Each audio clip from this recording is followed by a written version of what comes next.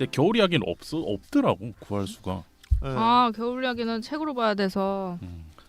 저는 그 예전에 되게 옛날에 그 한 5년 전, 7년 전쯤 다시 너무 보고 싶더라고요. 근데 뭐가요? 겨울 이야기. 네. 그래서 좋은 책 많은 데라고 신의문, 회기, 경희대 쪽에 태릉 입구 쪽 맞아. 그쪽에 한국에서 제일 큰 헌책방이 있어요. 정말요? 네.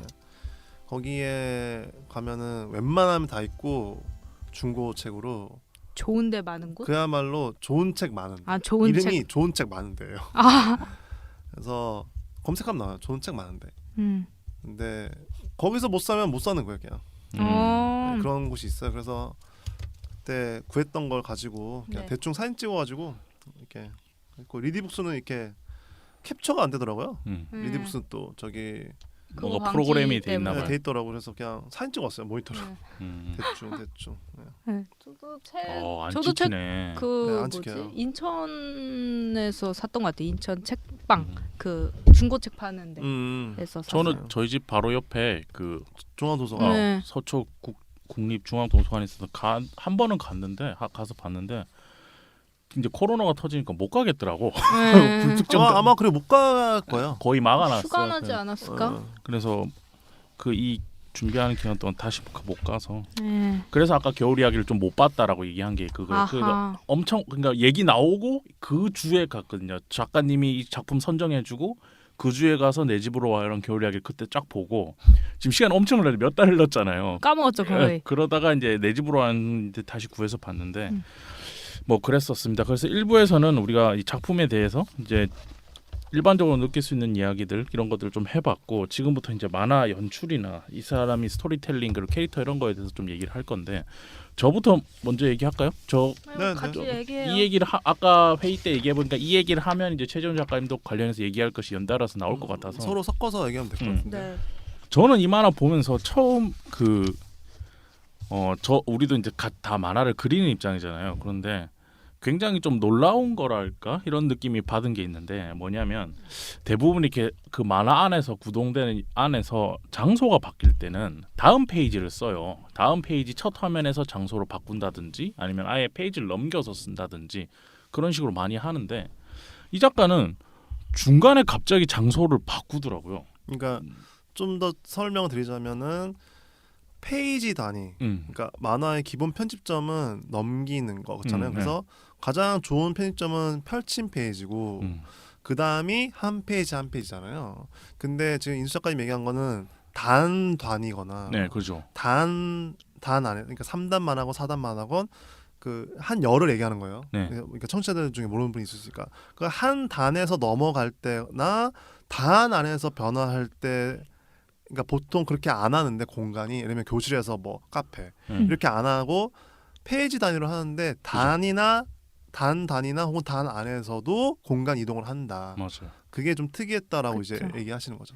맞아요. 근데 이게 약간 그런 일단 첫째는 그 생각 들었어요. 아까도 회의 때 말씀드렸지만 일본의 이 당시에도 그렇고 지금도 그렇고 연재 만화들은 그 지면 확보를 굉장히 중요하게 생각하거든요. 한 지면을 굉장히 중요하게 생각해서 내용을 굉장히 압축을 많이 해요. 정보 전달 이런 것들이. 그래서 망가가 그런 부분에서 좀 많이 발달돼 있는데 그러다 보니까는 그렇게 발전됐나? 그런 식으로 그런데 좋게 연출될 수 있는 방향으로 발전됐나 이런 생각 좀 그러니까 페이지나 펼친 페이지 안에 정보량이 많다. 네. 근데 그런 생각도 그래서 그 장소 변경하는 것도 그런 식으로 좀 기술이 발달된 건가 이런 생각이 들었고 그래서 저는 평소에 안 쓰는 거거든요. 저는 되게 페이지를 우리 지금 세대에서는 그렇게 할 필요 없다고 생각하기 때문에 좀 널널하게 컷을 쓰는 편인데 근데 이제 그 얘기를 좀 하자면 방금 전에도 앞에 잠깐만 앞쪽으로 가보실래요? 네. 이게 지금 1권인가요? 네. 1권에 아니 한번 저거요.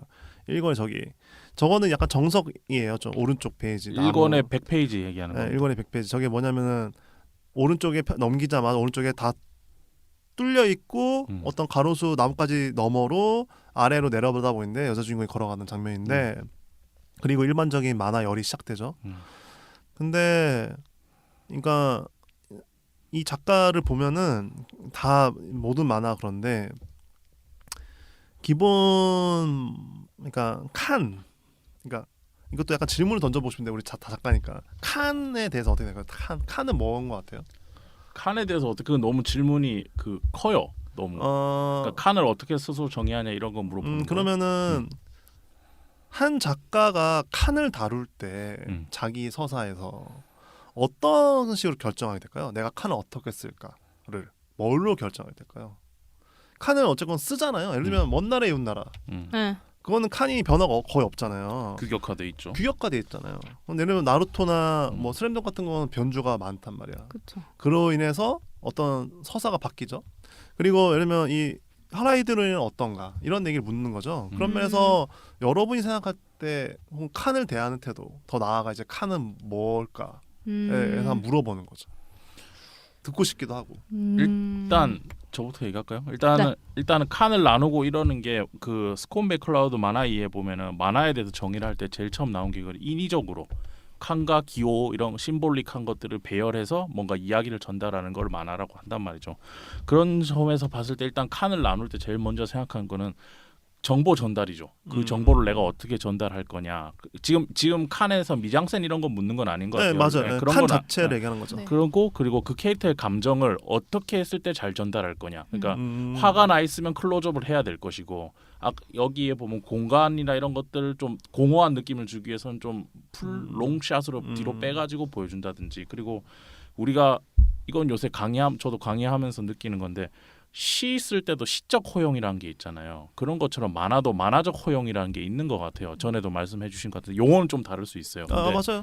근데 갑자기 아까 커피숍에 아까 와인바 같은데 와인 마시는 그런 레스토랑에 앉아 있는데 아야가 앉아 있는데 갑자기 검은색 화면, 블랙 화면 나오면서 혼자만 앉아 있는 것처럼 느끼게 이런 것들 나온다든지 이런 거는 만화적 호용이라고 생각하거든요.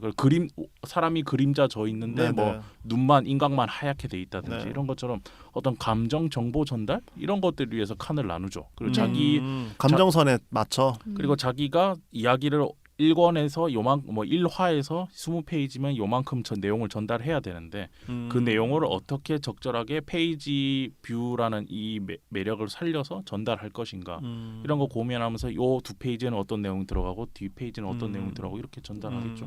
그런 거 생각하고 하지 않을까요? 맞아요. 작가님은요? 저도 인수 작가님이랑 비슷하다고 말할 수 있겠는데요. 저 같은 경우에는 칸을 등장하는 칸 안에 들어가 있는 인물의 영역이라고 생각하거든요.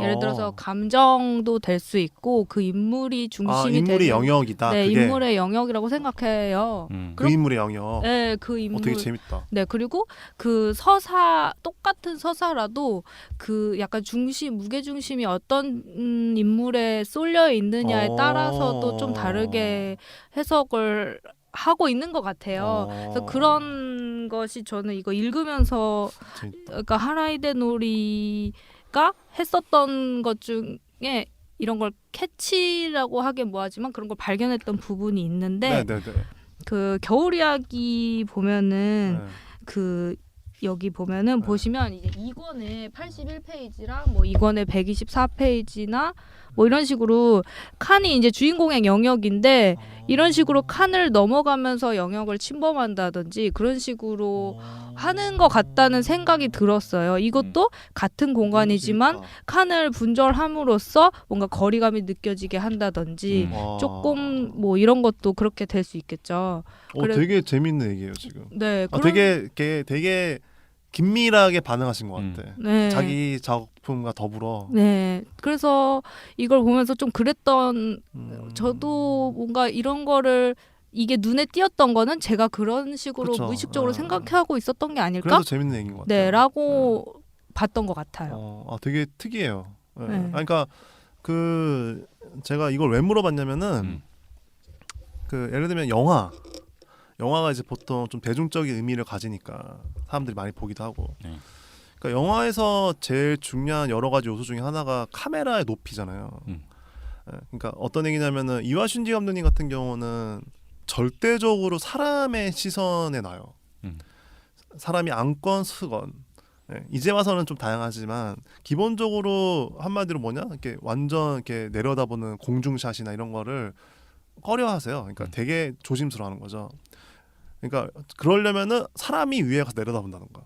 그러니까 계속 사람 중심적인 연출을 하거든요. 네. 근데 뭐 예를 들면 크리스포 놀란 같은 경우는 전혀 그렇진 않아요. 완전 도구적으로 쓰거든요. 네. 카메라가 이야기 서사 안에서 어떻게 쓰이냐, 그러니까 서사를 얼마나 잘 효율적으로 담아내느냐 있기 때문에 다르죠, 접근 방식이. 근데 제가 그냥 물어봤던 그 두 분 얘기가 너무 재밌는 게 이게 작가마다 다르잖아요, 당연히. 이게 제가 이런저런 고민을 하고 연구를 해보니까 이게 뭐냐면은 창문이에요, 창문. 그러니까 예를 들면은 그러니까 마치 도시락통 같은 거죠, 건물이나. 그러니까 한마디로 뭐냐면은 얼마나 잘 짜여져 있고 배분돼 있느냐, 아니면은 주된 음식이 있냐 없냐로 나뉘잖아요, 칸 같은 게. 그런 면에서 예를 들면 아까 먼 나라의 훗나라 얘기했지만, 먼 나라의 훗나라는 아까도 얘기했잖아, 아까 뭐 인수 작가님이 얘기했도 재밌었지만 감정선, 그러니까 드라마가 만들어지지 않아요, 거기선. 왜냐면은 뭐뭐 했다잖아요, 그냥 누구 왕이 뭐뭐 죽였다. 그 감정을 나열하는 데 있다면 교양 만화나 학습 만화, 그렇죠. 근데 저기 나온 작가님이 네. 얘기한 것처럼 이름을 까먹었어. 아니시죠? 아니 그럴 리가 없죠. 네. 근데 나온 작가님이 얘기한 것처럼 되게 재밌었는데, 인물을 바라볼 때 다 다르잖아요. 근데 인물의 영역이라는 말이 너무 재밌었어요. 그러니까 되게 나온 작가님의 어떤 내밀한 작품 세계를 약간 전해들은 것 같아서 되게 흥미롭고, 그런 측면에서 인물 중심의 뭔가를 하면서 배분을 하는 거잖아요, 크기나 이런 거를. 그러니까 만화 일본 만화 이론서 중에 어떤 게 있냐면은 클수록 잘 보인다라는 이론이 있어요. 저번에도 얘기했는데 무슨 말이냐? 중요한 건 크게 그려라. 한마디로 제일 큰 게 어떤 거냐면 펼친 페이지잖아요. 근데 이게 그래서 페이지 단위가 되는 거거든요. 왜냐면은 한 페이지에 여러 칸이 있어도 한 단위가 돼요. 그거는 하나의 그림으로서. 즉 무슨 말이냐면은 한 페이지 왼쪽에 있는 페이지가 만약에 절망적인 상태다, 그럼 거기서 끝나고 다음 페이지에서 행복한 상태를 그릴 수가 있는 거죠. 그것이 한 페이지 안에 있진 않거든요. 그런 면에서, 그리고 예를 들면 똑같은 상황을 그리더라도 창문이 다르면, 창문이 만약에 사다리꼴이야, 그럼 사다리꼴을 너머로 보는 거죠. 만약 정사각형이면 정사각형 너머로 보잖아요. 근데 우리는 그걸 의식하지 못해요, 독자들은 특히. 근데 작가들은 처음부터 설계하거든요, 그거를. 좋은 작가라면. 그러니까 어떤 얘기냐면은 우리가 어떤 창문 너머로 볼 때 그 너머에 뭐뭐 있다 하면서 그렇게 얘기를 하지, 어떤 창문을 통해서 우리 보고 있다라고 하진 않잖아요. 마치 그런 거예요. 그러니까 한마디로 뭐냐? 사실은 대부분의 작가나 독자들이 의식하지 못하지만 칸은 독자가 처음으로 만나는 작가의 이미지예요. 이 칸을 넘어 보는 거예요. 즉 무슨 말이냐? 칸은 이 작품의 주제라고 할 수 있거든요, 보통. 그러니까 사실은 그런 면에서 칸을 보면 이 작가가 뭘 하고 싶은지 알 수 있어요. 그러니까 아까도 얘기했지만 먼 나라의 훗나라 그리고 슬램덩크, 그 칸을 보면 알 수 있는 거예요. 그런 면에서 임나은 작가님 거도 만화책 딱 펼친 순간 이 작가가 뭘 전하고 싶은지 알 수 있는 거죠. 그런 면에서 아까 공간 얘기로 돌아와가지고 공간을 보면은 이 작가는 개인적으로 어떻게 생각하면 되게 깐깐해요. 그러니까 이와키 토시랑 다른 건 뭐냐면은 이분도 되게 변주를 주는데 자기 법칙 안에서 굉장히 깐깐해요. 근데 이와키 토시나 슬램덩크 이노ue 타케히코는 굉장히 유려해요. 그러니까 변주를 계속 줘. 근데 이 작가는 변주는 되게 주되 자기 완벽하게 그러니까 완벽한 법칙이 있어요. 그래서 잘 뜯어보면은 패턴이 있다. 맞아. 근데 이런 그쵸. 근데 패턴이 없어요, 사실은. 이와키 토시나 이노ue 타케히코는 없는 편이에요. 그러니까 저는 그런 걸 중도파라고 하는데, 근데 이 작가가 특이한 거는 그렇기 때문에 중도파긴 한데 굉장히 법칙이 있는 케이스인 거예요. 그런 면에서 아까 공간 얘기를 했잖아요. 그러니까 봐봐요. 여기서 이건 겨울 이야기인데 1권인데 몇 페이지인지는 좀 설명이 그렇고 40페이지, 41페이지. 여기 보면은 여기서 애가 뭐 어쩌고저쩌고 하고 있는데 다녀오겠습니다 하는데 방에서 밖으로 나왔잖아요. 그냥 방에서 밖으로 나왔는데 여기 그냥 간판 같은 게 있어요. 그러니까 명패죠, 명패. 집 앞에 있는. 그러니까 뭐냐면은 칸 변화가 일어나잖아요. 그렇죠? 네. 이게 단 단위로 일어났어요. 단 단위로 넘어갔단 말이에요. 근데 칸 변화가 일어난다고 무슨 말이냐? 독자는 그냥 아무 생각 없이 보지만 무의식적으로 아는 거예요. 아, 뭔가 변화가 일어났구나. 창문이 바뀐 거예요. 창문. 음. 창문이 바뀐다는 건 뭐냐면 엄청 과감한 거거든요. 음. 그러니까 한옥집에 예를 들면 갑자기 서양식. 서양식 세련된 창문이 있지는 않잖아요. 음. 그러니까 창문을 계속 갈아 낀다는 건 되게 과감한 선택이에요. 만화가한테. 그런 측면에서 그 예를 들면 이런 거죠. 먼 나라의 온 나라에서 꿀렁꿀렁꿀렁한 칸을 그린 적 본 적 있냐? 없잖아요. 그러니까 자기 문법이 다 있기 마련인 거거든요. 그런 측면에서 봐봐요. 여기서도 예를 들면은 이렇게 그러고 보니 하면서 넘어오는 이 장면에서는 이게 지금 약간 스킨 잘못된 건데 왼쪽인 거예요. 왼쪽. 이 당시에는 그러니까 반대로 해서 했거든. 네. 여기도 그렇잖아. 그리고 계속 가져왔는데 저도 계속 장면이 전환되거나 할 때는 칸에 대한 변화가 있는 거예요.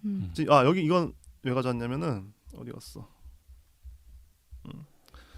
그리고 또 하나는 아까도 얘기했지만은 제일 심한 거는 페이지 단위 갈 때는 이 어떤 사선에 뚫린 칸. 맞아요. 네. 그러니까 이런 법칙 안에서 계속 머물러 이 작가는. 그리고 대단한 게 뭐냐면은 공간 얘기는 이제 그렇게 하고 그 자기 법칙은 되게 단단하게 있대. 그거를 진짜 끊임없이 계속 반응해요. 콘티상에서. 뭐라고? 끊임없이 반응한다고. 그러니까 대단한 게 뭐냐면은 예를 들면은 그 먼 나라의 온 나라 같은 거라고 해봐요. 그러면은 쭉 나열하면 돼요. 1번부터 10번을 한 칸 한 칸 다 하면 돼요. 1, 2, 3, 4, 5, 6, 7, 8, 9, 10. 근데 아까 정보량이 좀 많다 그랬잖아요. 2페이지 안에. 네. 이 하라 히데노리는. 네. 근데 약간 그거는 좀 더 다시 한 번 더 생각해야 되는 지점이 뭐냐면은 얼마나 어딘가를 줄이고 늘릴 거냐에 예민하다는 거예요. 그러니까 반대로 무슨 말이냐면 어떤 순간 단위나 페이지 단위가 아니라 어떤 순간 그거를 갑작스럽게 전환하거나 어떤 면에서 급할 수도 있죠. 그거를 단위나 칸 단위로 빨리 공간이 넘어가거나 정보 전달을 급하게 어떤 면에서 하는 거는 어딘가 더 정서적으로 늘려야 될 게 있기 때문이거든요. 그러니까 지금도 넘기면서도 계속 나오고 있고 여기도 나오지만은 예를 들면은 이런 페이지는 뭐냐면은 정보가 하나도 없어요. 보통 페이지 단위 이 작가는 보통 페이지 단위에서 정보량이 많아지면서 1부터 10까지 전개되는데 예를 들면 이 장면 같은 경우는 1부터 1.2예요. 맞아요. 짧은 순간. 짧은 순간은 굉장히 갑자기 늘린단 말이에요. 맞아요. 그러니까 정보량은 한마디로 뭐냐? 얼만큼 더 보여주고 덜 보여줄 것이냐에 굉장히 예민해요.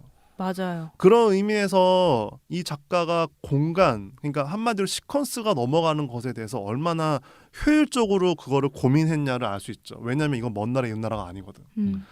단순히 기능적으로 그걸 넘어가면은 정서가 너무 중요한 만화인데 너무 기능적이면은 이들한테 이입이 안 될 거 아니에요. 그쵸. 그래서 어떤 일이 벌어지냐면 자기 법칙 안에서 칸들이 계속 변해. 그러니까 평범한 대화가 하는 장면에서는 그냥 괜찮은데 어떤 순간에는 칸이 열렸다가 맞아요. 칸이 뚫렸다가 대각선 칸이었다가 혹은 위아래로 있다가 펼친 페이지였다가 아니었다가 이것을 되게 계속 변주하거든요. 그쵸. 근데 이게 엄청 피곤한 작업이에요.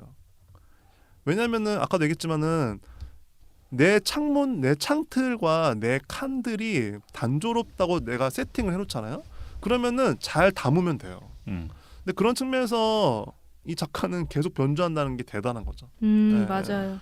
그리고 그 말씀하신 거에 조금 덧붙여서 그 겨울 이야기가 조금 초기고 그 다음에 이제 내 맞아요. 집으로 와요잖아요. 네. 근데 겨울 이야기 같은 경우는 칸이 이렇게 뭐 변주되면서 그 와중에서 서사를 담았다고 치면 그 후기 작품으로 갈수록 칸에 담는 서사를 훨씬 집중하는 면을 보여주는 것 같아요.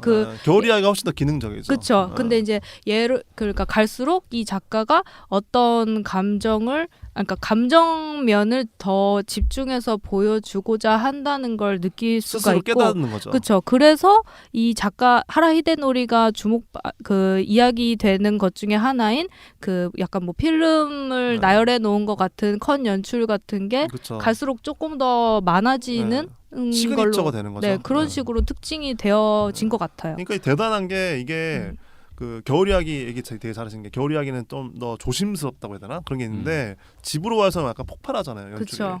그러니까 예를 들면 이 장면도 왜 가졌냐면은 네. 지금 이 장면은 약간 이제 왼쪽 장면 되게 메인이지만 제가 그때 얘기했잖아, 아까도 얘기했지만 페이지 단위잖아요. 그러니까 왼쪽 페이지는 좀 더 정서적이고 오른쪽 페이지는 좀 더 정보에 가까운 거니까 하나의 그림이죠.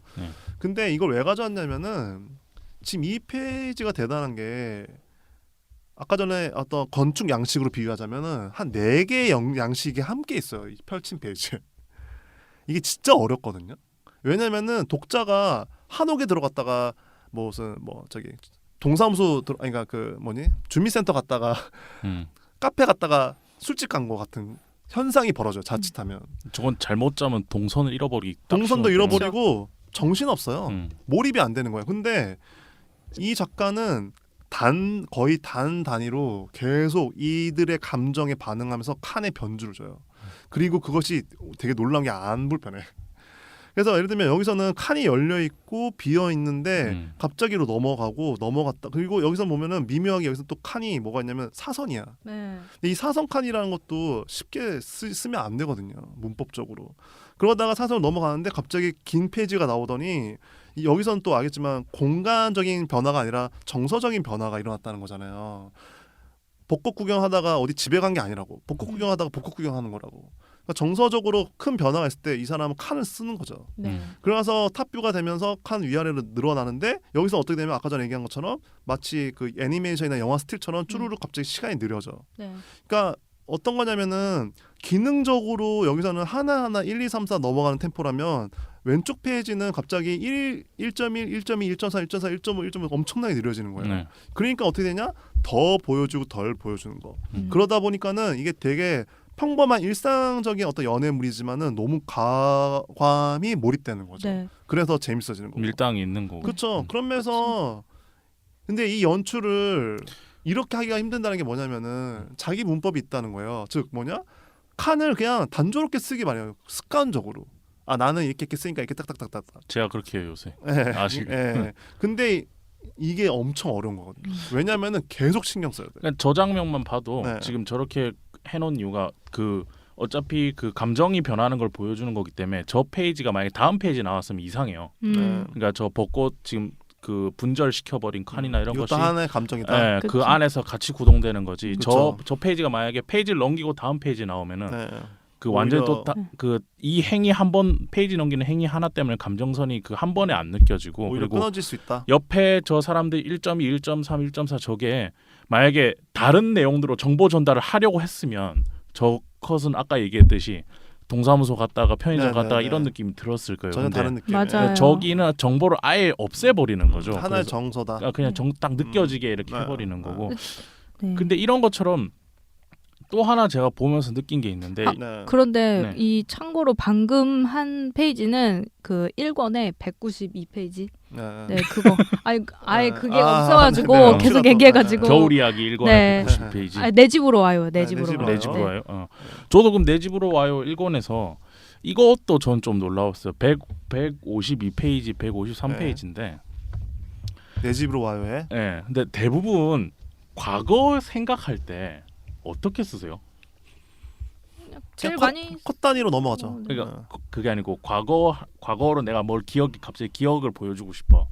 그럼 블랙 대- 쓰죠, 블랙. 대부분 네, 블랙을 블랙을 많이 쓰거든요. 쓰죠. 근데 네. 그냥 페이지 전체가 까매지죠. 그러면서 이제 그 시작을 위에 하자- 칸이 얹혀지지. 그렇게 해서 시작을 하잖아요. 네. 근데 이 사람이 이제 뭐 어떤 거 이 사람 친구 만나고 와서 이제 어떤 생각이 들어서 이제 그 과거에 있었던 이야기 이런 것들에 대해서 자기가 생각을 하는데 이 사람은 검은색 페이지를 안 쓰고 맞아요. 컷이 우글우글해져요. 우글우글해지면서 네. 그렇게 해서 쓰고 있더라고요. 근데 맞아요. 이걸 처음 본 것 같아요, 저는. 저도 보면서 음.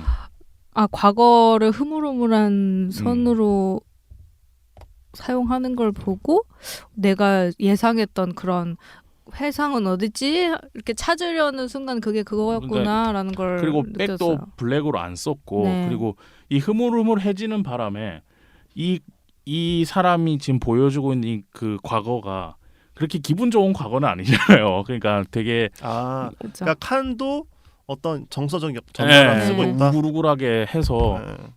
그렇게 해서 넘어가는 거 보면서 이 사람이 이런 것까지 디테일을 생각해서 하는구나. 그냥 검은색 백에다가 그냥 칸이 딱딱딱 이렇게 정자로 이렇게 사각형으로 네. 딱 그 선이 직선으로 돼 있었으면 이런 느낌이 안 났을 것 같거든요. 그렇죠. 근데 친구 만나고 이제 지하철에서 뭘 생각을 하는데 칸이 여기 우글우글 거리는 게 네. 그거 보면서 야 그- 이렇게도 할 수 있구나. 네. 근데 되게 근데- 재밌는 네. 게 죄송해요. 아, 이것만 말씀하세요. 누구? 저도 이걸 그래서 가져왔어요. 아 그래요? 근데 그래서 가져온 건 아니었어요. 그러니까 그것도 커요. 근데 처음 보셨다고 했는데 이 8, 90년대 일본 만화가들이 그 앞서서 있던 약간 거의 그 뭐냐 원로 네. 지금이라고 하면 데스카 오사무, 찌개우샤로 이런 세대의 만화가들의 영향을 받으면서 극화가 막 한참 폭발할 때였어요. 그러니까 완전 르네상스죠. 그러니까 막 오토마치로 막 나올 때니까 아다치 미술뿐만 아니라 정말 엄청난 작가들이 막 쏟아져 나올 때 한마디로 만화가 얼마나 예술적 성취를 해낼 수 있냐에 도취돼 있는 그 만화에 대한 낭만으로 가득 차 있는 작가들이 나왔던 때거든요. 그런 측면에서 그 되게 대표적인 어떤 아름다움이 되게 가득해요 이 만화에. 그러면서 전 이걸 왜 가져왔냐면은 아까 앞서서 보면은 이 시작하는 단계에서 시작하는 단계 있잖아요. 그 전 단계. 예. 저희 친구들 만나잖아요. 저기서. 네. 네. 그러니까 한마디로 이게 잘 보시면 알겠지만은 꿀렁꿀렁하다. 또 되게 큰 역할을 하죠. 그러니까 이 되게 친절한 게 뭐냐면은 칸이 꿀렁꿀렁 즉 창틀이 아까 딱딱했다가 창틀이 갑자기 꿀렁꿀렁 아방가르드한 창틀인 거야. 그러면은 뭐가 바뀌었다고 느끼는 거죠. 그 창 너머를 보더라도. 되게 친절한데 이 작가가 계속 예민하게 반응하는 게 여러분도 느끼겠지만 가로 세로 위아래로 늘렸다 양옆으로 늘렸다. 네. 그런 면에서 굉장히 그거를 반응을 잘하고 잘 써요. 여기서 보면은 정서적으로 서 있잖아요. 네. 지금 이야기가 쭉 흘러가다가 그 옛날 그 피아노 선배지 동기 같이 피아노 작가를 꿈꾸던 그 남자를 떠올리려고 근데 그러니까 친구들 만나고 서서 칸들이 서 있어요. 그리고 헤어지고 나서 다음 장면에서 그 회상이 시작되는 어쩌면 전체가 누워 있지. 그러니까 칸이 꿀렁꿀렁하기도 하지만 전체적으로 바뀌는 거야 상황이. 아 이거는 다른 거야라고. 한마디로 뭐냐 고층 빌딩에 있다가 갑자기 체육관처럼 넓은 데로 옮겨지는 거죠. 그리고 정서적으로 어떠냐 이게 더 어울리다는 거지. 그러니까 한마디로 상정이 돼 있는 거예요. 옛날 회상씬 장면은 불안하거나 힘들긴 하지만 누워 있다. 좀 더 서정적이다. 친구들이랑 감정이 격해 있었지만 그리고 다시 넘기면은 다시 꿀렁꿀렁 가로 그러고 와서 끝나면 돌아왔을 때 친구랑 헤어졌던 그 돌아옴. 그러니까 서 있는 칸으로 돌아오죠. 아 그렇네. 와. 그러니까는 기본적으로 이 작가는 계속 알고 있는 거예요. 보여지는 이미지. 그러니까 이 그림이 곧 주제고 이 주제의 변주가 곧 감정선의 변화라는 걸 인지하고 있다는 거예요. 세로로 쭉 늘어진 그림이랑 가로로 돼 있는 거랑 어떻게 느껴지세요? 봤을 때? 그냥 이건 느낌일 것 같은데. 그거는 그 완전 다르죠. 그러니까 이제 이거 저도 수업하거나 하고 저도 할 때인데 가장 기본적인 거는 이런 거죠. 예를 들면은 연필을 이렇게 잘 세워놨어요. 책상 위에. 그러면 불안하잖아요. 연필을 그냥 눕혀놓으면 안정적이잖아요. 그러니까 당연한 거지만은 우리는 되게 본능적인 기호들이 있어요. 그렇죠. 메타죠. 그렇잖아요. 예를 들면 구를 보면서 안정감을 더 느끼죠. 네모난 것보다. 그런 것처럼 그리고 삼각형보다 역삼각형을 보면서 불안하고. 그러니까 그런 기호들의 사실은 그거를 얼마나 인지하고 있느냐 혹은 무의식적으로 체화하고 있느냐의 차이는 있지만 작가마다 이 작가는 그걸 굉장히 알고 있다는 거죠. 인지하고 있어요. 그래서 이 어떤 하나의 건축적인 의미 그러니까 창틀이라고 했을 때 정서적으로 감정이 변화할 때 세웠다가 눕혔다가 독자를 계속 넣었다 뺐다 하는 거죠. 그러니까 만화에 대한 이해도가 너무너무 뛰어난 작가예요. 그러니까. 이거 한 페이지가 그러니까 아래쪽을 되게 바닥처럼 느껴지는 네, 그런 그쵸. 식으로. 네. 그러면서 이런 것들이 계속 다 이렇게 연결돼 있어요. 그러니까 처음부터 끝까지. 그리고 내 집으로 하는 제목에도 있지만 이 작가는 분명한 거는 그 사실 겨울의 이야기도 그렇고 이것도 그렇고 계속 예술에 대한 얘기를 하잖아요. 네. 보면 되게 좋아해. 그러니까 이 작가 자체도 사진이나 음악이나 저기 영화나 계속 언급을 하잖아요. 네. 그런 거 보면은 어쨌건 제 생각에는 여기에 대한 공부를 하거나 이해도가 있는 사람이 가능성이 커요. 맞아요. 그런 면에서 자기 예술 안에 이거를 계속 성취하려고 한 노력이 보이거든요. 그런 면에서 내 집으로야는 엄청 그게 잘 담겼어. 네. 이것이 공간에 관한 얘기라는 걸 아예 선언해 이미. 처음부터 아까도 얘기했지만은 남녀가 그 여자친구 집에 누워 있으면 시작하고 거기는 일상이죠 그야말로. 그리고 마지막 7권의 끝에 가서는 그 모든 텅 빈 공간을 보여주면서 끝나잖아요. 그리고 사실 이 공간 이 이야기가 전개된 내내 사실은 그 공간은 되게 중요하고. 그러니까 전반적인 만화 미장센에 대한 이해도가 너무 뛰어난 작가라는 거죠. 예, 그것이 칸과 연결돼 있고. 그럴 수도 있겠다는 생각이 드네요. 어릴 때 봐서 이 당시 만화를 어릴 때 봐서 모르고 지나가서 내가 지금 처음 본다고 느끼는 거지. 지금 와서 그때 만화책들 다시 다 찾아보면은 이런 식으로 연출이 많을 수도 있겠다는 생각이 드네요. 듣고 보니까. 아니 근데 기본이에요 기본. 그러니까 특히나 8, 90년대 그리고 한국 만화도 이제 90년대 2000년대 초반. 그러니까 그 한마디로 웹툰 넘어가기 전에 특히 윤태호 작가님이나 뭐 허영만 작가님 같은 만화 같은 보면은 박흥룡 작가님 이런 거 보면은 말이 안 돼요. 다음에 이제 박흥룡 작가님의 구름을 벗어난 달처럼 같은 만화를 하면은 말이 안 된다는 게 너무 아름답다는 거죠. 그러니까 박흥룡 작가님의 구름을 벗어난 달처럼 같은 만화 어떠냐면은 그러니까 마치 그 섬세한 카페트 그 장인이 몇 년을 거쳐서 하나하나 꼬매듯이 칸 단위로 다 반응하세요. 그러니까 말이 안 돼. 그러니까 정말 그러니까 뭐냐면은 법칙이 없어요. 그러니까 한마디로. 그러니까 자기 안에 만화 미학 세계는 있는데 정해놓은 게 없는 거죠. 그러니까 한마디로 계속 변주르죠. 계속. 그러니까 엄청나게 균형은 뛰어나면서 변주는 많은 거죠. 그게 엄청 어렵고 다음에 제가 또 기회 나면 보여드리고 싶은데 그런 면에서 이 하라이데노리는 저기 법칙이 있긴 해요. 자기 법칙. 맞아요. 근데 그 법칙이 되게 많고 거기에 안에 수많은 변주를 두는 거예요. 마치 바둑처럼. 그런 면에서 그 특히 8, 90년대 만화를 좀 보잖아요.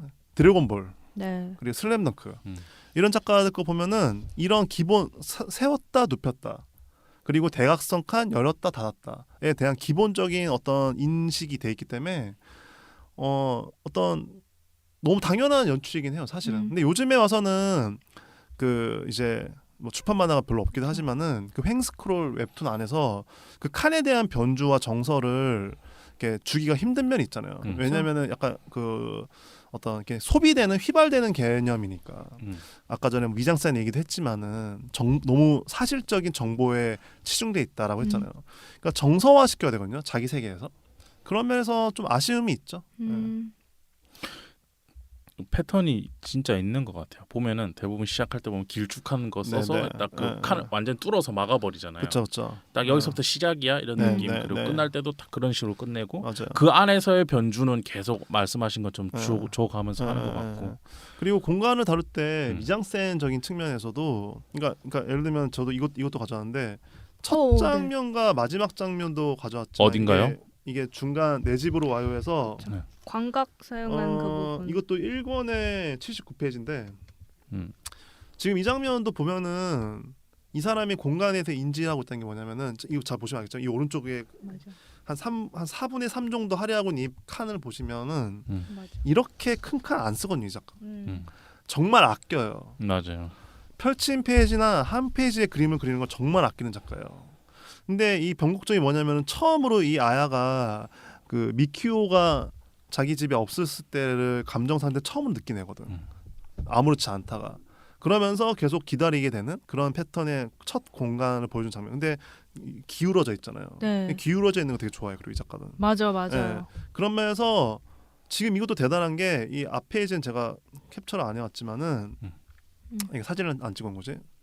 그 보면은 어떻게 돼 있냐면은 저 진짜 이거 대단한 건데 이렇게 넘겼더니 이렇게 되는 거잖아요. 지금 보시면은 저기는 칸들이 다 오밀조밀하잖아요. 촘촘하잖아요. 무슨 말이냐? 준비하라는 거예요. 맞아. 그러니까 완급 조절을 하고 있어요. 제가 아까도 얘기했지만은 얼마나 더 보여주고 덜 보여줄 것이냐. 그러니까 펼쳤을 때의 효과에 대해서 이해하고 있으니까는 끊어가는 거예요. 그리고 마지막에 저기서 보면은 동작을 2번 잘랐잖아요. 네. 저것도 사실 뭐냐면 일종의 방아쇠 효과예요. 그쵸. 그리고 넘겼더니 딱 확 탁 트인 느낌 보면서 기울어져 있는데 재밌는 게 뭐냐면 칸이 오른쪽과 위쪽은 뚫려 있잖아요. 그러니까 이것도 사실 되게 섬세한 거예요. 그러니까 뭐냐면은 시선이 확 들어오거든. 이게 넘겼을 때 그쵸. 더 넓어 보이고. 그쵸. 상상되는 거잖아요. 그러니까 독자가 훨씬 더 이 공간에 들어가게 되는 거예요. 미키오처럼. 왜 기울였을까요? 왜냐하면 감정 변화가 일어나는 순간이니까. 그러니까 이 작가는 기본적으로 기울이는 걸 되게 아껴요. 기울이는 걸 좋아하는 대신에 그만큼 아껴요. 그러니까 아까도 얘기했지만 중요한 건 크게 그려라. 그런 면에서 이 작가는 이걸 크게 이게 너무 콘티상에서 분명 중요한 역할이라는 걸 인지하고 있었어요. 이 페이지는 크게 그릴 거고 그로 인해서 앞에 콘티를 어떻게 짤 거야라고 상정한 거지. 그래서 넘겼더니 이 전체적인 에피소드에서 거의 유일하게 기울어져 있고 네. 탁 트여 있는 공간인 거죠. 그렇죠. 네. 그리고 네. 칸이 유일하게 열려 있고. 그렇죠. 그 약간 뭔가 그 광각으로 하면서 이 아야가 그 끝에 구석에 있음으로써 이제 그 얘가 느끼는 감정이 미키오의 부재가 더 외로운 더 느낌. 큰 느낌을 맞아요. 주는 거죠. 텅 빈 공간을 그쵸. 보여주면서. 저 광각 렌즈를 되게 잘 쓴 거죠. 그러니까 네. 렌즈에 대한 이해도가 이미 있어. 네. 그런 거 그리고 잘 안 사용하잖아요. 맞아요. 저런 네. 왜냐면 그리기 힘들거든. 광각. 그쵸, 그것도 있죠. 소실점 때문에. 네. 그리고 보면 이 테이블 색깔이나 방석색을 다 뺐어요. 네. 그것도 나는 이유가 있다고 생각하는 게 정말이요. 그 그쵸. 흑백에 대한 이해도가 너무 뛰어나요. 맞아. 이거 이렇게 했을 때 거의 진짜 더 텅 빈 느낌을 줄 수 있으니까 그쵸. 일부러 이렇게 뺀 것 같아요. 네. 네. 네. 잘한다 이 사람. 엄청 잘하죠. 엄청 뛰어난 작가예요. 이거를 끊임없이 그러니까 이 만화랑 되게 닮아 있어. 그러니까 되게 안 좋게 얘기하면 찌질한 건데 좋게 얘기하면 되게 섬세하고 그러니까 인물들의 감정선 너무 잘 잡잖아요. 맞아요. 분명히 이거에 대해서 최소한 그런 사람이건 아니고 그걸 인지하고 있는 사람인 건 확실하거든요. 그거에 대해서 이 작가가 만화를 대한 태도를 보면 알 수가 있어요. 칸과 페이지와 모든 것이 하나하나 너무 섬세해. 임나원 작가님이 그냥 지금 생각해 보셨을 때 겨울 이야기랑 내 집으로 와요랑 이렇게 놓고 봤을 때 그러면 이게 어쨌든 계속 연재를 한 거잖아요. 연이어서. 근데 연출적인 측면에서 이런 거 봤을 때 좀 달라졌다? 뭔가 그 뭐 발전됐다 이런 것도 좋고 네. 뭔가 느낌이 있을까요? 아, 그런 게 있다면 아까 최재현 작가님께서 그 칸에 대해서 말씀하셨을 때 저도 잠깐 그 얹어서 얘기하긴 했었는데 확실히 그 후기 작품으로 갈수록 그 한 동작을 여러 번 보여주는 컷을 갈수록 엄청 많이 사용하세요. 시간을 늘리죠. 네, 시간을 엄청 늘리고 썸데이도 그래요? 네, 썸데이는 더 많이 나와요. 더 많이 나오면서 심지어 이제 이 내 집으로 와요 같은 경우에는 그런 것들이 정말 필름 같은 직사각형이나 아니면 어떤 네모칸 정도의 느낌으로 쭈루룩 간다면 그 종횡을 이렇게 뭔가 좀 그 따라가면서 배치하는 것 같다면 그 더 후기 작품인 썸데이에서는 오히려 그거를 그 칸들을 완전 이제 종횡에 나누지 않고 아예 자유로운 느낌으로 자유분방하게 배치까지 가는 것이 보이거든요. 그래서 뭔가 갈수록 이 사람은 인물의 순간 변하는 그런 감정 같은 거 그런 것들에 더 집중하고 싶어 하고 그렇게 표현하고 싶어 하게 된 게 아닐까 그럼 이런 생각이 들더라고요. 그거에 맞춰서 스토리가 변하는 걸까요?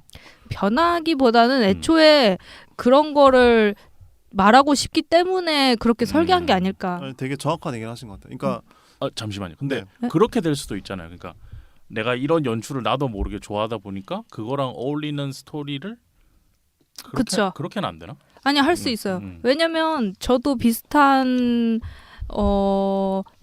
약간 제 작품이었던 우리 이제 같은 경우에서도 저도 여러 번 연결되는 순간 변화되는 짧은 감정을 표현하기 위해서 칸을 늘려서 페이지를 뭐 늘리기까지 했었고 그게 좋다 보니까 그 다음 작품에서도 할 때 그런 걸 일부러 의도하고 그런 순간의 감정을 표현해야지 해서 일부러 의도하는 것도 있었거든요. 그래서 근데 이제 그렇죠. 이 말에 덧붙이는 건데 네.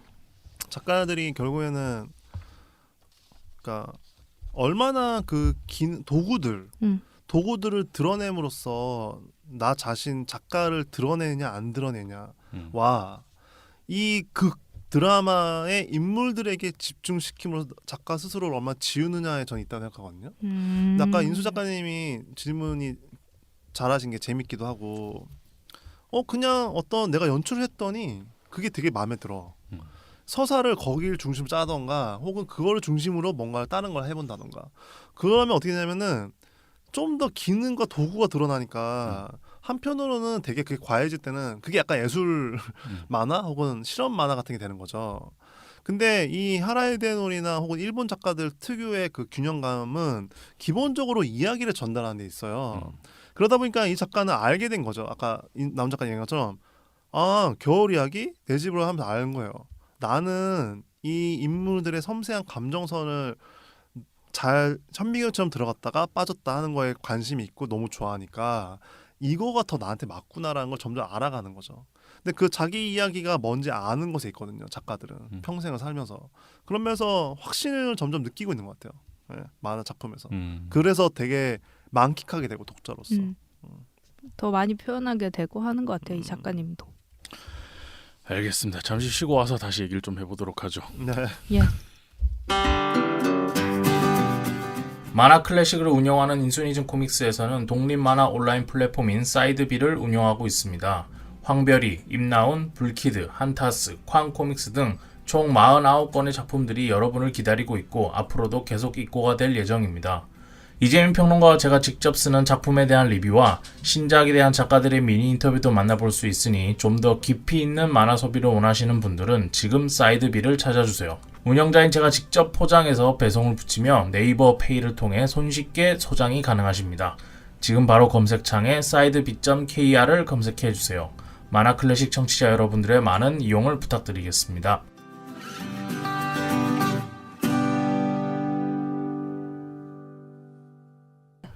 잠시 쉬고 돌아왔습니다. 자, 오늘은 미학탐구의 임나운 작가님이 구해오신 하라 히데노리의 작품 겨울 이야기 내 집으로 와요 얘기하고 있고요. 아까 그 이야기하다 좀 끊었는데 임나운 작가님도 내 집으로 와요에서 아까 네. 하시고 싶은 얘기.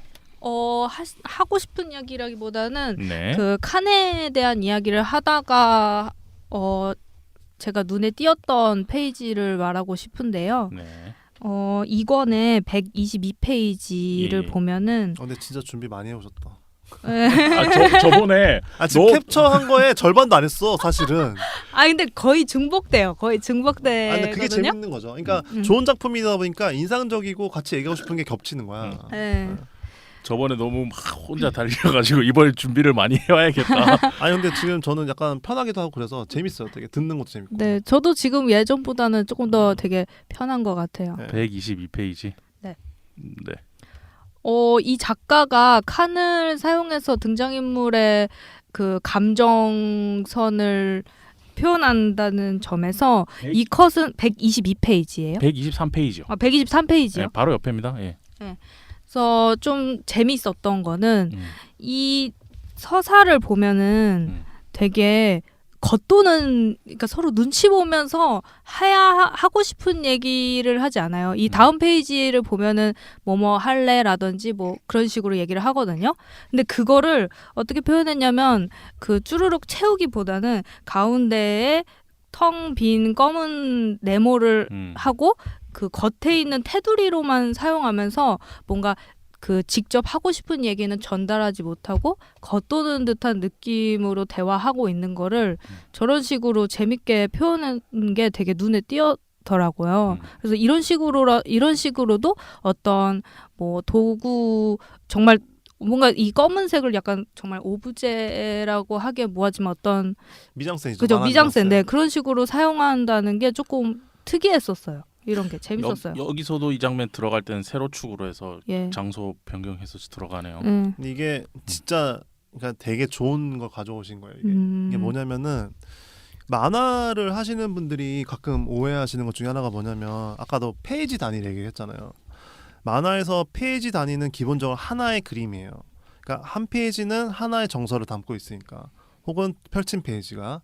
근데 그런 면에서 지금 근데 그 한 페이지 단위인데 그 페이지 안에 담기는 여러 가지 그림들, 즉 칸들, 예를 들면 1번부터 10개의 칸이 들어간다고 했을 때 한 페이지에 1, 2, 3, 4, 5, 6, 7, 8, 9, 10, 즉 선형적으로 읽히기만 한다고 생각해요. 근데 그렇지가 않거든.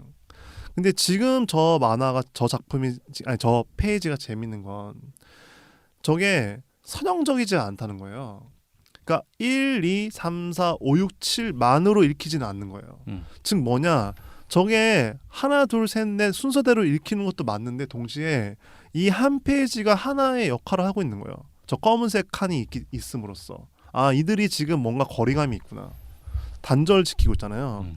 개인의 정서, 그들의 둘의 정서가 동시적으로 갈라져 있단 말이에요. 그러니까 이미지에 대한 이해도가 되게 뛰어난 거죠, 이 사람이. 그러니까 만화, 그리고 이건 만화에서만 가능한 거. 그렇죠. 왜냐면은 영화나 혹은 다른 이미지가 있는 매체에서 저걸 한다고 하면은 예를 들면 검색 화면 들어왔다가 다시 카페에 들어왔다가 다시 검색 화면 들어왔다가 카페 되게 그러니까 바빠져요. 문법이 그러니까 계속 그 문법이면 모르겠는데 영화 내내. 근데 이 작가는 문법을 갑자기 갑툭튀처럼 이 페이지에서만 써도 그게 이상하지 않은 거예요. 그게 만화적인 과정이죠. 예.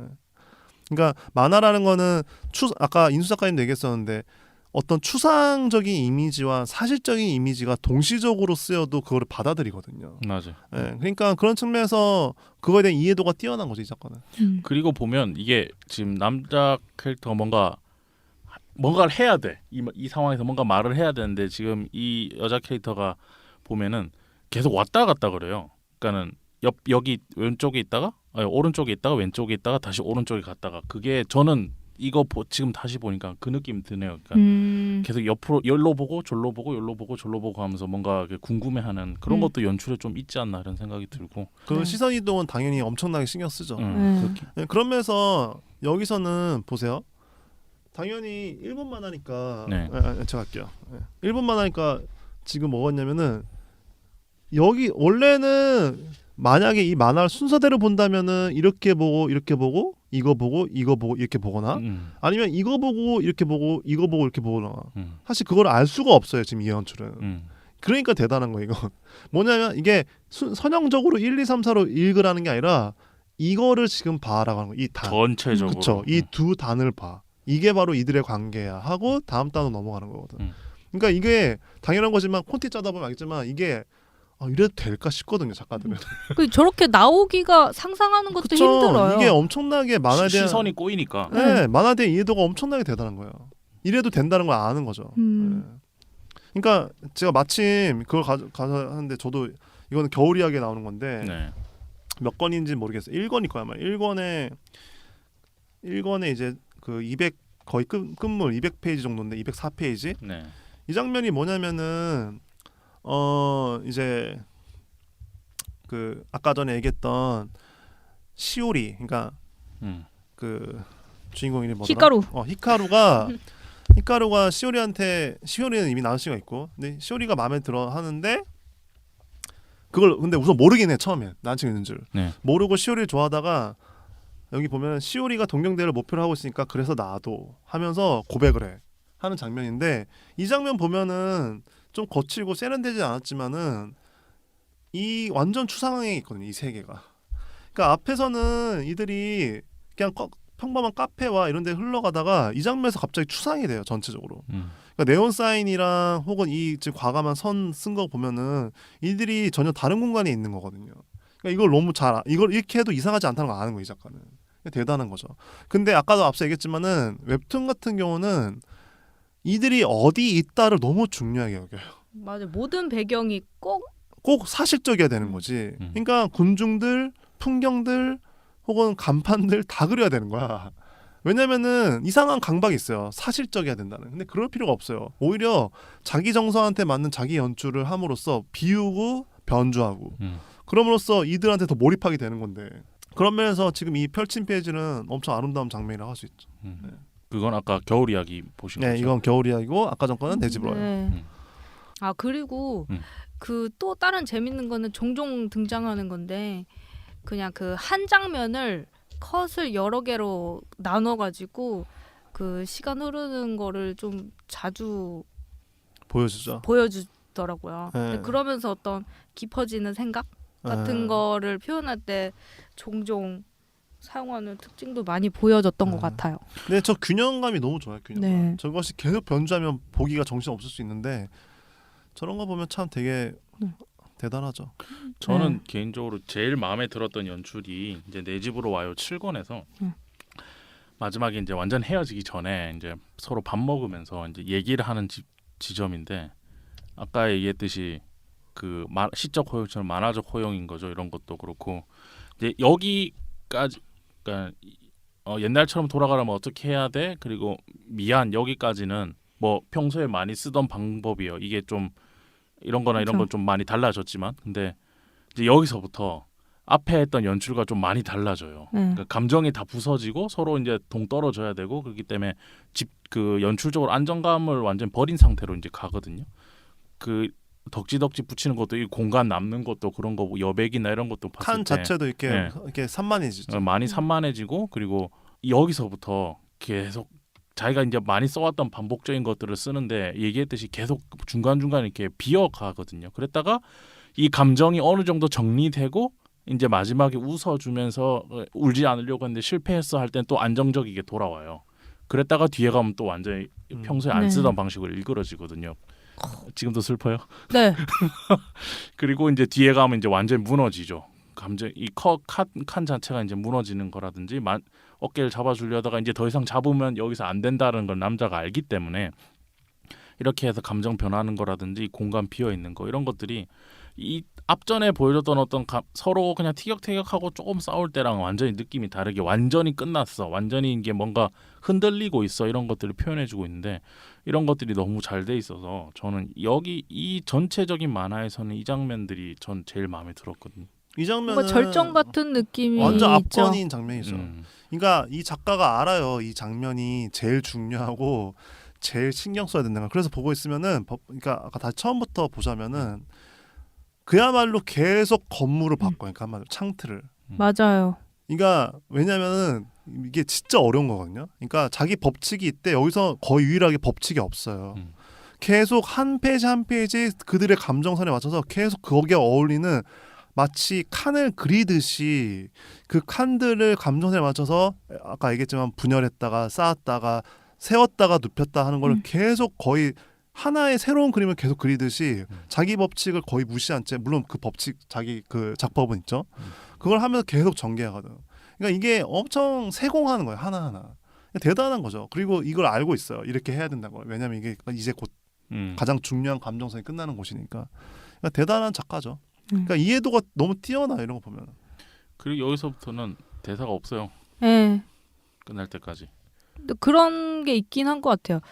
얘기가 이게 되게 말이 많거든요. 그냥 일반적인 거기서는 말풍선이 진짜 정말 많지. 진짜 수다스러운 이야기인데 어떨 때는 너무 침묵스러워가지고 침묵이 너무 강해서 되게 숨 막히는 듯한 느낌이 강하게 와요. 근데 그거를 더 효과적으로 보여주는 게 바로 이 하라 히데노리가 칸을 쓰는 방식이 그렇게 극대화된 그렇죠. 것 같아요. 그러니까 이게 뭐냐면은 그 사실은 기생수할 때도 얘기했었지만 멈췄다라 멈춘 느낌 되게 잘 표현했다 이런 말 했었잖아요.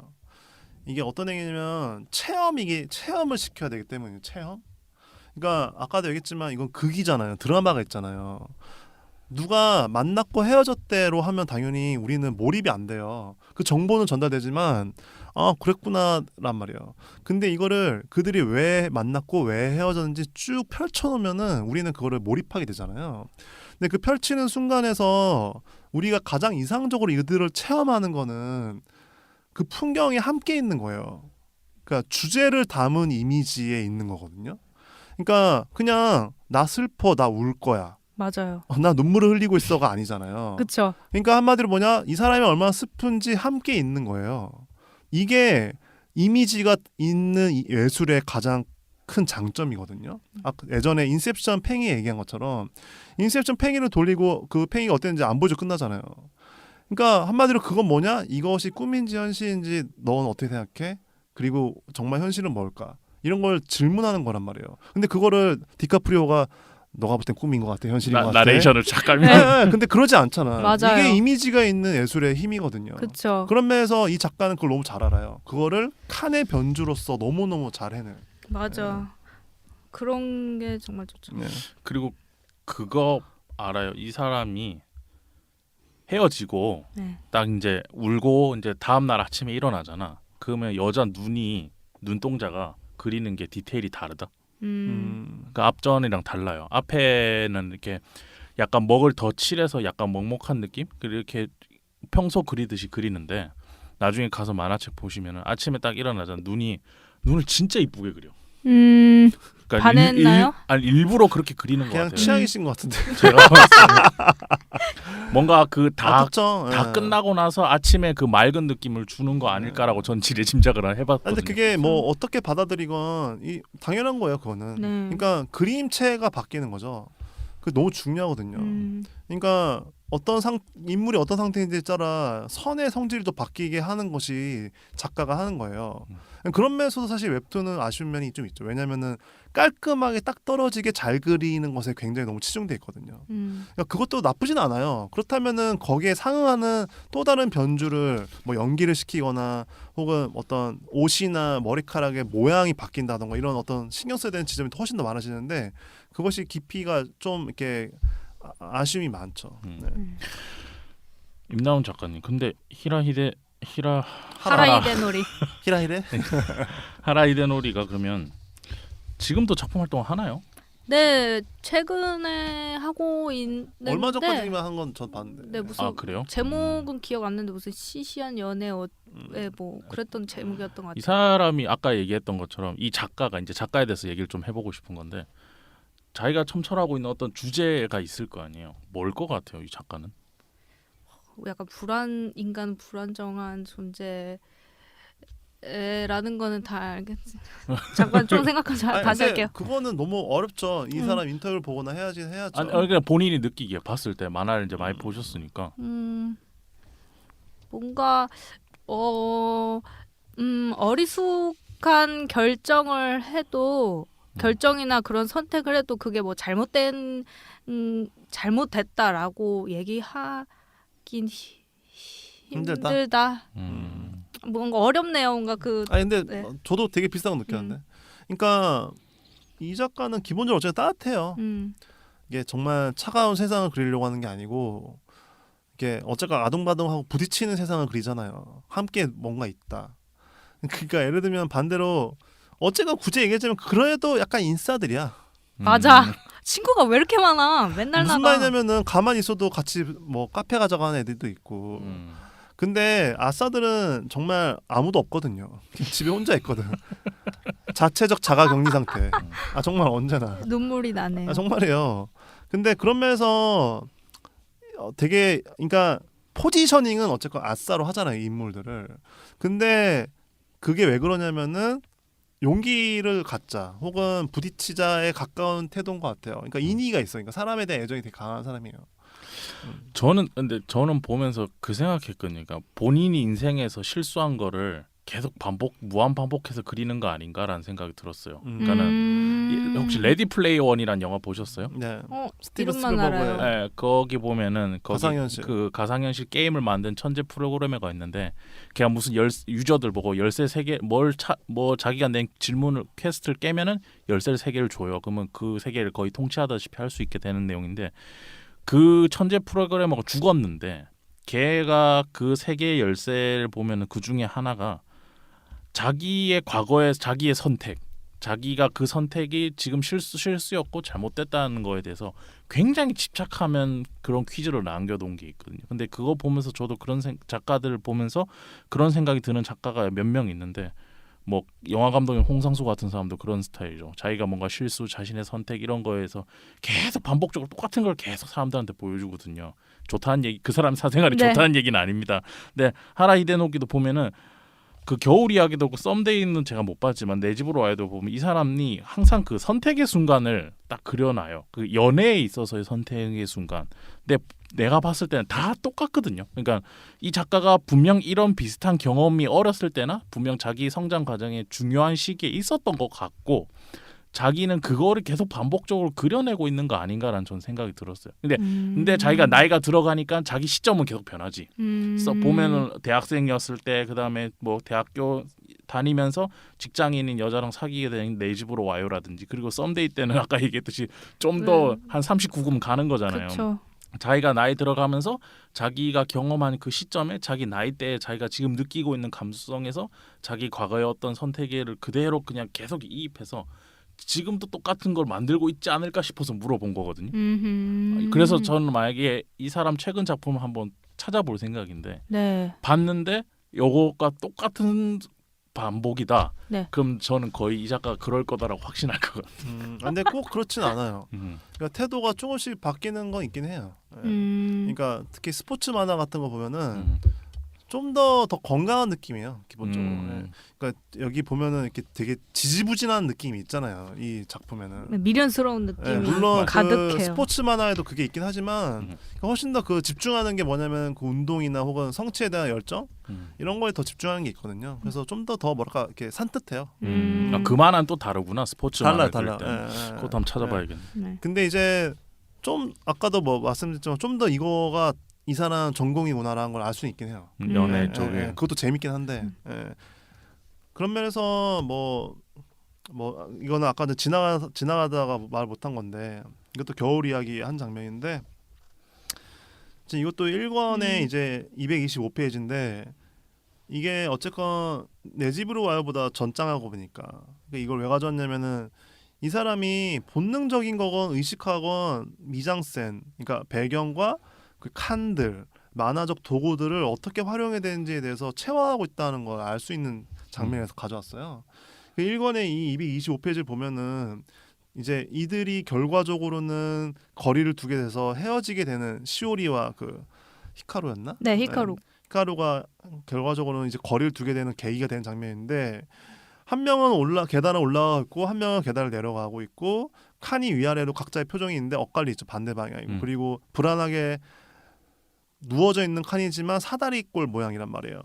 그러니까 안정적이지가 않죠. 그 와중에 어떻게 되냐면은 각자 걸어가고 내려가는데 그들 사이에 난간이 또 있어요. 근데 이게 예를 들면은 마원렌즈로 정 가운데를 찍으면은 한 가운데로 오른쪽에 있는 애는 이렇게 올라가고 왼쪽에 있는 내려가고 그렇게 할 수 있는데 이거를 45도로 찍음으로써 그 둘의 어떤 거리감을 더 거리감과 벽을 가운데 뒀단 말이에요.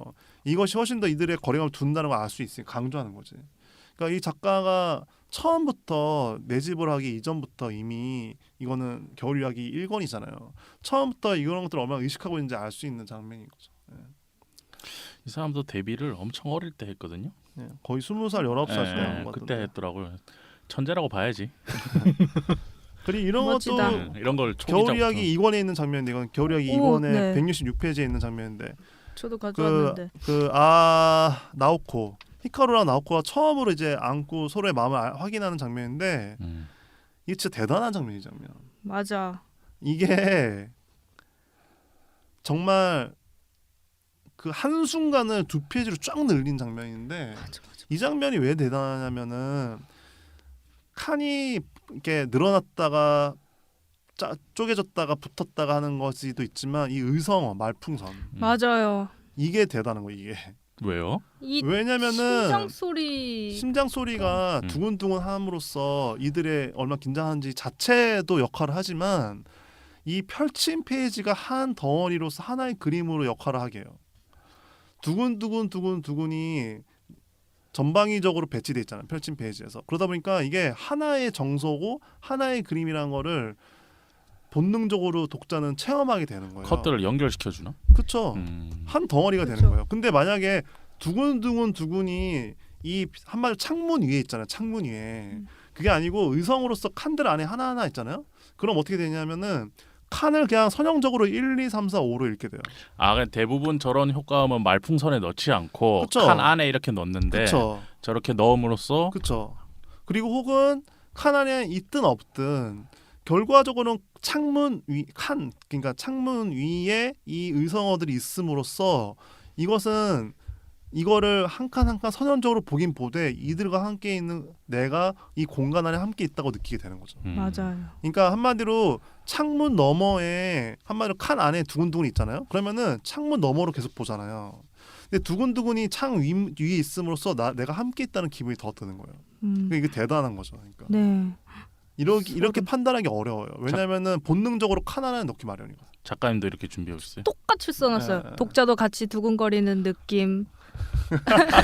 짧은 순간이지만 그렇죠. 반복적으로 그쵸, 저도 그쵸. 했고. 예. 그리고 뒤에 바로 나오는 그 입맞춤 맞아요. 하는 것도 엄청나죠. 그 완전 터서 두 사람만 있게 하는데 여기서 사실 그 나오코가 입맞춤을 2번 하는데 전체적인 책에서 얘랑 준이랑 한 번씩 한단 말이에요. 근데 히카루랑 할 때는 둘만 있는 것처럼 연출을 다른 건 다 배제하고 아예 트윈카노를 했대. 나중에 이제 준이랑 할 때는 주변에 사람 진짜 많고 심지어 막힌 칸에 맞아. 모든 명함 다 칠하고 네, 그런 식으로 군중 사이에서. 네, 군중 사이에서 입맞춤 하는 걸로 되게 멀리서 봤을 때도 어떤 이 나오코의 심리도 그런 식으로 그치. 표현했다고 멀다는 거지. 네, 보고 감정적으로. 있거든요. 네. 다른 사람도 네. 신경 쓰고 근데 있다는 나오코와 것도 히카루의 키스씬이나 그 스킨십 장면에서 훨씬 더 몰입하게 만들죠. 완전 몰입하게 카메라가 되죠. 가깝기도 하고. 응. 역시 만화 보는 눈이 좀 있으시네요. 고맙습니다.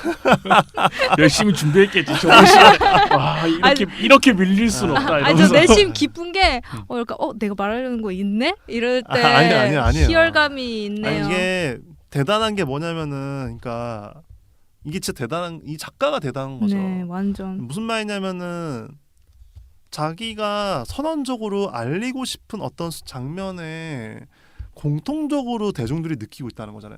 반증하자면. 이게 진짜 대단한 거거든요. 그러니까 작가가 되게 어려운 게 나는 어떤 얘기를 하고 싶은데 그 얘기를 하고 싶다 보면은 이거를 보는 사람은 어떨까라고 생각하기 너무 어렵거든. 그러니까 과몰입 상태가 됨으로써 오히려 약간 멀어져 버려요 독자들은. 이 작가는 이런 얘기 하고 싶어하네. 나는 몰입 안 된 채. 그런 면에서 이 작가는 그걸 해내고 있는 거죠. 왜냐하면 우리 모두 지금 비슷한 걸 느끼고 있으니까. 네. 대단한 거예요, 그러니까. 알겠습니다. 여러분들도 방송 들으시는 분들도 오늘 얘기 또 들으시면서 겨울 이야기는 좀 구하기 힘드실 거예요. 겨울 이야기는 구하기 힘들지만 내 집으로 와요는 리디북스에 가면은 다른 데도 이북은 다 있으니까. 이북으로는 다 있으니까 한번 보시고 한 번 더 방송 들으시면 좋을 것 같아요. 되게 좋은 작품. 내 집 마침 그래도 내 집 오야로 구할 수 있어서. 네. 내 집 오야는 지금 봐도 불편한 게 좀 덜한 편이고. 그렇죠. 이제 20대들한테는 특히 또 사실 나이와 관계없이 어떤 변화가 일어난 사람들한테는 충분히 이입되는 이야기라. 네. 그리고 연애를 해봤건 안 해봤건 누군가 좋아해봤던 경험 있는 사람이라면 공감할 울 수밖에 수밖에 없는 울지 누군가를 못하는 사람도 보고 있지만 아니, 마음속으로 우셨다고 했어요. 제가요? 아니에요?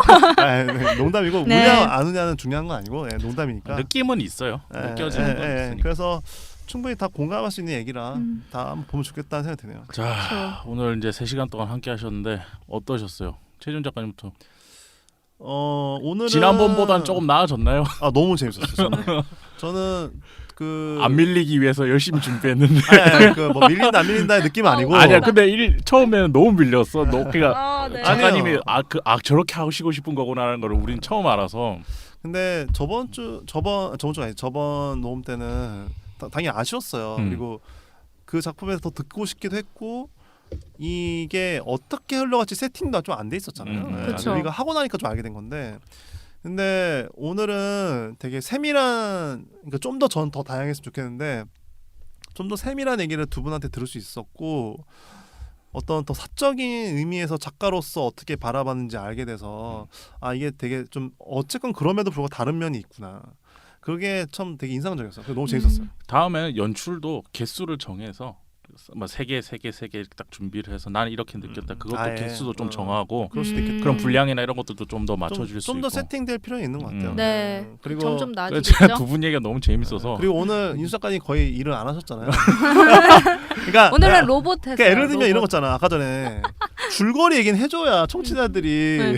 근데 아무도 안 하는 거야. 그래가지고 심지어 나온 작가님도 써왔는데 그래서 제가 아니 저는 그래서 잠깐 저희가 이제 준비해 올 때는 제가 줄거리를 읽을 건데 그래서 이번에 나온 작가님이 줄거리를 준비해 오셨고 본인이 선택한 작품이니까 그래서 그럼 저분이 소개하는 거를 그냥 두고 시작하자라고 처음부터 마음 먹고 들어와서 일부러 그래서 얘기를 안 한 거거든요. 그러니까 그것도 약간 정해야 될 것 같아요. 음. 그러니까 자기가 준비하면 자기가 줄거리나 혹은 정보를 할지.